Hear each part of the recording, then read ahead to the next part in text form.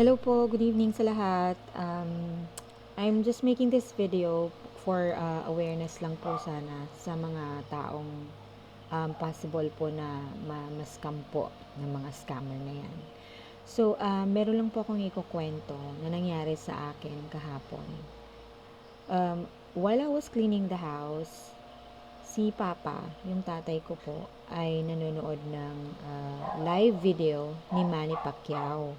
So, itong si Manny Pacquiao, dun sa live video na yon is namimigay siya ng pera through GCash.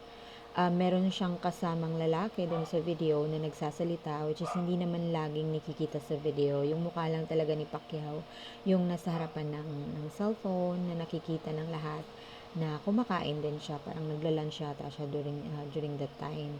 And then meron itong lalaki na nagsasalita doon sa video, which is alam mo naman na halata namang magkasama sila dalawa ni Pacquiao kasi nga po nagkakasagutan sila. Yung parang, kumbaga kung nagsasalita si Pacquiao, sumasagot naman itong lalaki. So parang ayan, magkakasama nga sila ng same time and same place. So itong live video na to, um, bale, pinapanood siya ng papa ko kahapon. And then, sinasabi dun sa video ni Pacquiao at saka yung lalaki na mamimigay nga sila ng tigfa 5,000, tapos hanggang sa tumaas na ng naging 10,000, na naging 15, ganoon. Through GCash, isisend ni Manny Pacquiao. And then, si Papa, parang sinubukan niya na mag-comment doon sa video. Nagko-comment siya. Sabi niya, "Sir, kaya ako po, gusto ko po sana, tulungan niyo po ako," yung parang ganon. Parang alam mo yung paawa effect, para kasi sabi ni Pacquiao dun sa video, kailangan daw sabihin daw dun sa comment kung bakit siya ang pipiliin. Bakit gusto niya na siya yung piliin na bigyan ng pera. So ayun, kumbaga kailangan mo maglagay ng reason kung para saan yung perang hihingin mo kay Pacquiao.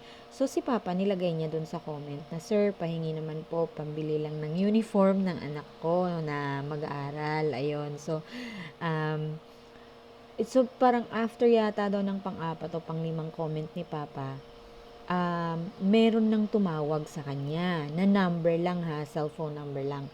So sinagot niya. Ang sabi ng lalaki daw, "Congratulations, isa ka sa napili ni Sir Manny Pacquiao na bibigyan ng pera.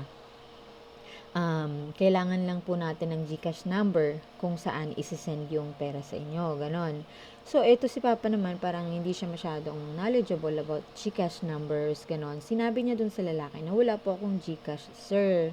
Ganon. So, sinabi ng lalaki na, "Ay, okay. So, hindi po pwede. Kailangan GCash po yung sisindan po ng pera ni Sir Manny." So, ayun.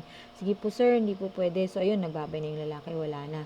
Then maya-maya si Papa pumasok dito sa kwarto. Dito kasi ako sa kwarto naglilinis ng mga gamit ganon. Tapos pumasok si Papa sa akin. Sabi niya, meron nga daw, ito daw video noon.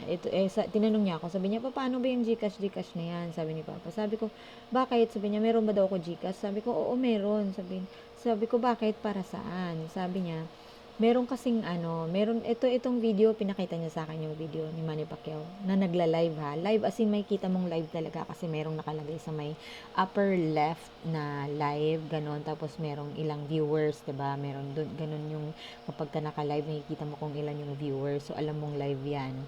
So, ayun sabi niya, ito kasi si Pacquiao namimigay ng pera, gano'n. So, tinignan ko, kinuha ko yung cellphone niya, pinanood ko din.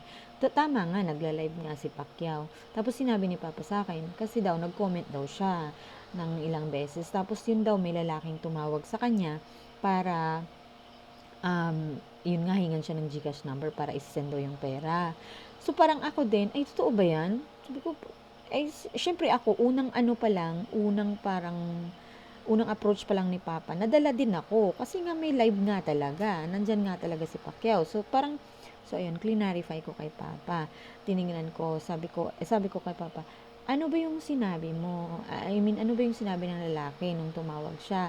Paano ba yung ginawa mo?" So ayun, kinuwento nga ni Papa sa akin. So nag-comment ako, sabi niya tulungan ko daw siya paano mag-comment. So, sabi ko, "Sige, teka, ako magko-comment." Sasabihin ko, meron GCash, may GCash pala yung anak ko. So ayun, ako nag-comment. So kinoment ko dun sa live. Sabi ko, um, Meron pong GCash pala yung anak ko. Sir, ako po pala yung tinawagan niyo kanina. Ito po yung GCash number ng anak ko. So, nilagay yung GCash number. Tapos ito yung pangalan, gano'n. Sir, pambili lang ng notebook daw, uniform ng mga anak ko. So, yun daw ang i-reason ko. Yun din ang nilagay ko sa comment. So, after mga 5 minutes, tumawag na yung lalaki ulit. Sinagot ko. Ako yung sumagot. Kasi lumabas na si Papa ng kwarto. Sinagot ko. And then sabi ko, hello? Sabi niya, hello, ito po ba yung number po ni Rudy Macron, gano'n. Yung Rudy Macron kasi yung tatay ko, pangalan niya. Tapos sabi ko, hindi po, anak niya po ito. Sabi niya, ay, okay, kayo po ba yung yung anak na may-ari ng GCash? Sabi ko, opo, ako po yun, sir. Sabi niya, okay. Kasi po, si Rudy, ma'am, yung tatay niyo po, napili po siya ni Sir Manny Pacquiao na bigyan po ng 15,000 pesos. So, ayun, kaya po ako tumatawag ngayon para po sana isend sa inyo yung 15,000 pesos. So, parang ako naman, ay, parang too good to be true. Parang napaka impossible na bigla na lang tatawag at magbibigay ng 15 pesos. Pero kinagat ko, sinubukan ko, sabi ko. Pero alam ko na kasi na marami talamak talaga yung mga scammers ngayon. So, ayun, kahit nga sumubok ako, sinakyan ko yung ng lalaki, naging aware pa rin ako, parang um, naging pa rin ako, alerto pa rin ako para dun sa mga maring mangyari within that moment. So, sabi ng lalaki sa akin, ma'am, so ayan, congratulations po, napili po kayo, bigyan ng 15,000. Para saan po ba sana gagamitin yung pera? Para bang napaka-convincing kasi nag-i-interview muna siya. Tapos, parang ang ganda ng ang ganda ng kanilang intention to give that 15,000 pesos to people, ganun. Sabi niya, para saan po ba sana yung pera gagamitin ni papa nyo? So, ako naman, yung parang nagsasalita ko na parang inosente, hindi ako yung parang walang alam, ganun yung sound ko habang nakikipag-usap sa kanya. Sabi ko, meron po kasi akong kapatid na nag-aaral pa, dalawa sila, which is hindi totoo, yung isa na lang ang nag-aaral, pero sinabi ko dalawa sila. Ako po may asawa na po ako, so bale, dito na lang po si Papa nakatira sa akin, so yun, kailangan niya lang po ng pang support dun sa dalawang kapatid ko, ganon.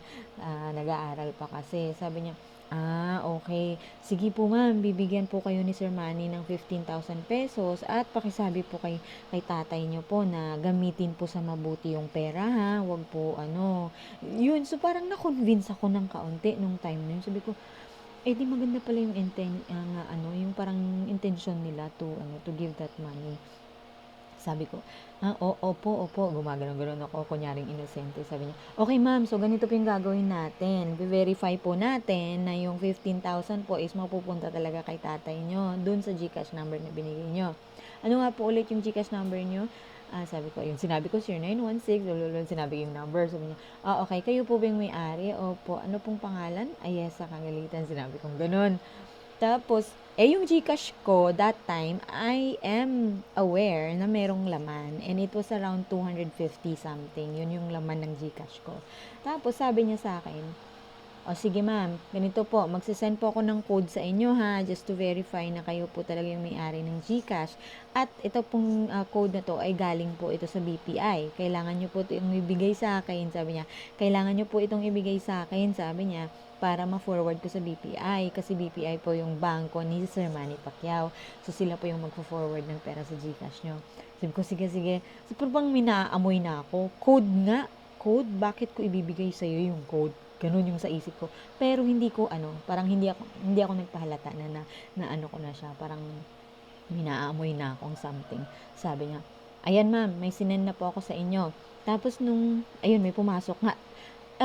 Kaya medyo na ako na medyo naniwala ako ng kaunti during that moment kasi yung message na na-receive ko na sinasabi ng lalaki na yun is from GCash itself. Kasi nakita ko yung GCash mismo ang nag-text sa akin. So binasa ko yung GCash mismo nakalagay. Binasa ko. Sabi niya, your verification code is blah blah, parang 6 digits yun. So sinabi ko sa kanya, sabi niya, Tapos mali pa yung pagkabasa ko nung unang beses. Mali yung pagkabasa ko. Imbes na 6'3", I mean 6'8", ang nabigay ko sa kanya is 6'3", tapos parang may kasunod na ibang number. So, 6 digit.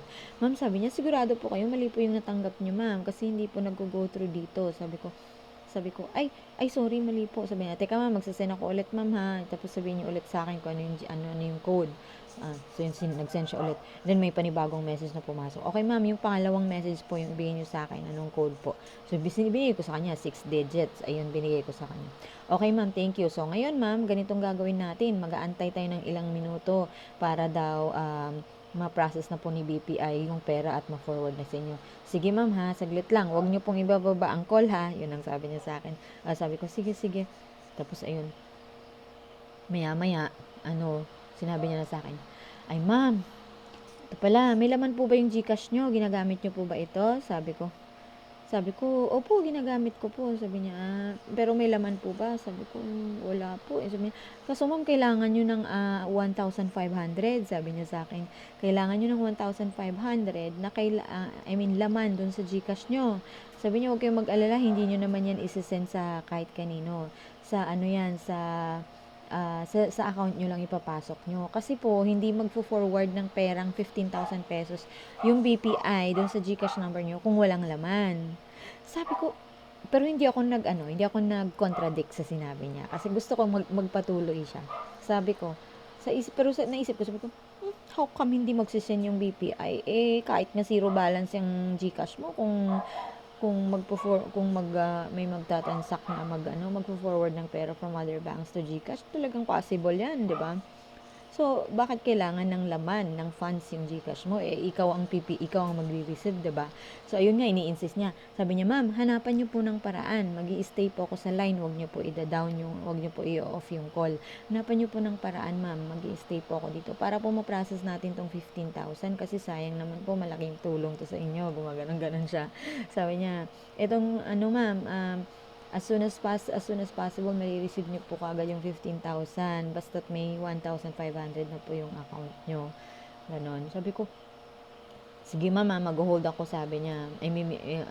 Bibigyan ko kayo ng ilang minutes, hanapan niyo po ng paraan ha. Sabi ko, sige. Tapos nag-mute ako dun sa phone ko para kausapin ko si Papa. So pag-mute ko, sinabi ko pa, scam to, sinabi ko gano'n. Kasi bakit siya nangihingi ng 1,500 at napalalagay sa ko. Tsaka itong code na to, parang may binibili siya using my GCash account. So ginano ko si Papa. Sabi niya, tapos naniwala ni si Papa. So yun, scam nga. Tapos maya narinig ko na siya nagsasalita. Nakamute lang kasi doon sa end ko, so hindi niya naririnig yung sinasabi ko. Sabi niya, ma'am, nandiyan pa po ba kayo? Nag-unmute ako ulit. Sabi ko, yes sir, nandito pa po. Sabi niya, so may nahanapan niyo na po ba ng paraan? Yung 1,500? Sabi ko, sir, wala po talaga akong pera eh. Sabi ko, kailangan po ba talaga yan? Sabi niya, yes ma'am, kailangan po. Kapag walang 1,500 po yung nyo, hindi po mapaprocess ni BPI yung 15,000 nyo. Sorry po, wala po talagang pera eh. Tapos, sige ma'am, hanapan nyo ng paraan. Nag-insist talaga siya, hanapan nyo ng paraan. Tapos nag-unmute ako ulit kasi sinasabi ko kay Papa na, huwag na, patayin na natin ko. Ganun. Hala na siguro, nainis siguro siya kasi lagi ako nag-unmute. Sabi pa niya, ma'am, hello ma'am. Tapos naging hello ako. Sabi ko, hello? Sabi niya, nako ma'am, parang hindi naman kayo humahanap ng paraan eh. Pinatay niya. Biglang na-off yung call, pinatay niya binaba niya kaagad. So, parang nagalit siya dahil hindi naman ako naghanap ng paraan. So, dun, after that call, I got a text from Shopee. No, I'm so sorry. Not a text.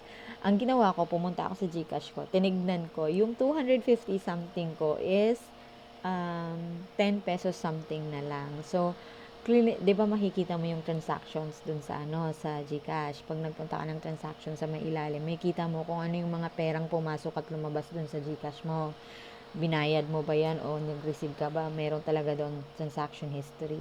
Nakita ko yung latest, like few minutes ago lang talaga, 9 or 8 minutes ago lang talaga na nangyari is 244 pesos and it's Shopee Pay. Ganun. Yun ang nakalagay. Shopee Pay yung, kumbaga yung transaction type. Shopee Pay siya. Tapos, 244 pesos yung nakalagay. And then, yung account ko, yung GCash ko, 10 pesos na lang yung natira. So, that's all around 250 pesos. Yun yung laman ng GCash ko prior to that call. So, parang sabi ko, tingnan mo. 100% scammer nga. Ninakawan ako ng puts ng na yun, gano'n sabi ko. Kasi nawala yung ano ko, ito na lang natira, buti na lang talaga, wala pang kasi nag-live ako nung prior to that, nung isang araw, 'di ba? Tapos kahapon ko lang dinala sa bayan yung mga items na mine sa akin. So, wala pang nagbayad sa akin that time. I mean, meron na pala, pero, ayun nga, parang nasa 100 something lang. So, kaya may 250 ako sa account ko. So, buti na lang, hindi pa ganun kadami yung nagbayad sa akin through GCash. Kasi after that day, after nung call na yun, siguro a few hours after, meron nang nagbayad sa akin through GCash, yung mga ibang nag-mine sa akin. So, nag-live kasi ako. So, may mga miners kasi ako na nagbabayad sa akin through GCash, yung iba. So, yun na lang. Yun talaga, pasalamat talaga ako. During that call, walang nagbayad sa akin ng malaki-laki. Kasi kung iisipin ko lahat ng nagbayad sa akin ng GCash, it's around 2,000 or more, ganun. So, sayang din yung 2,000, diba?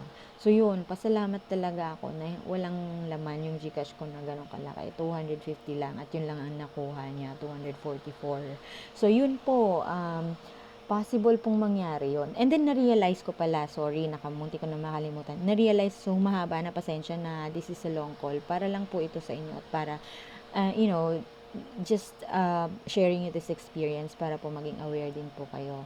So, ito pala yung, after that call pala, doon ko na-realize na, okay, kaya pala, parang nag-flashback sa akin yung conversation namin ng lalaki. Kaya pala, sinabi niya sa akin, makaka-receive kayo ng code, ma'am. Do not share it to anyone na, sa akin nyo lang po ibigay. Kasi isisend ko po ito sa BPI, yun ang sabi niya. So, nung binasa ko, binalikan ko yung text ng GCash, meron nga palang nakalagay yun, this is your verification code, blah, blah, blah, blah, yun yung number. Please don't share it to anyone. So, di ba yun yung nag-a-appear na text mismo from GCash? If you are transacting, pag meron kayong mga transaction online, like for example, nagbabayad ka ng mga bill or may binabayaran kayo through GCash, di ba merong talagang verification code na natatanggap kayo sa number nyo mismo, dun sa GCash number nyo mismo, at sinasabing wag i-share sa iba yung code, 'di ba? So, yun yung code na yun yung gagamitin mo to continue the transaction. So, kaya pala ganun yung text na natanggap ko. At ako naman bakit ko naman kasi, so kung hindi ko pala binigay sa kanya nung time na yun, yung 6-digit number na yun, ay hindi magiging successful yung transaction niya. So, yun lang yung pagkakamali ko. Binigay ko sa kanya, parang na-blind ako. Alam mo yun, nabudol-budol ako nung time na yun. Binigay ko sa kanya yung 6 digits number. So, yun po is for your awareness lang, para po sa lahat. Ayoko po sana tong i-share kasi nga po napakahaba-haba po. So, pero para po sa lahat na baka possible po na mangyari po ito sa inyo kung hindi po kayo aware at hindi po tayo nag-iingat, So, sana po may mapulutan kayong idea and aral po dito sa video na to, dahil ito po ay possible ding mangyayari sa inyo. Hindi po natin alam kung kailan. Pero since napanood nyo na yung video na to, I'm sure the next time na merong taong magaganito sa inyo, magiging aware na po kayo. And then I realized also pala, yung video na yon is, I remember Manny Pacquiao is saying something during the live na sabi niya, ayan, meron na tayong 19,000 viewers. Tapos maya sasabihin niya, ayan, gagawin lang natin tong 20,000. Kapag nag 20,000 viewers na tayo, dadagdagan ko yung ibibigay ko, instead of 5, gagawin kong 10,000. Gumaganon si Manny Pacquiao.